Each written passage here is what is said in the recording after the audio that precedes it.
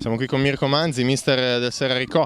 Primi 15 minuti forse meglio Cogoleto, ma poi c'è stato un predominio territoriale da parte del Serraricò. Primo tempo abbiamo sofferto il loro gioco rapido, con fraseggio breve, e poi però dalla metà del primo tempo, pur non creando tanto, abbiamo preso un po' in mano la partita, e il secondo tempo, soprattutto la seconda parte, nel finale abbiamo non solo ottenuto il pallino del gioco, ma abbiamo creato anche diverse occasioni.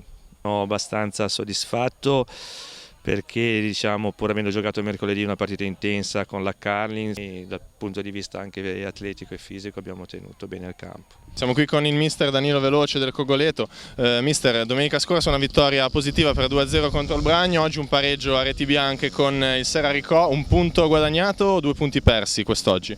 No, direi in virtù di quello che abbiamo visto un punto guadagnato, perché abbiamo incontrato un'ottima squadra e noi nel secondo tempo siamo un po' calati, cosa che regolarmente non facciamo, però oggi siamo incappati credo in un ottimo Serraricò e un pochino di appannamento nel nostro secondo tempo, comunque un punto sicuramente guadagnato per la nostra classifica.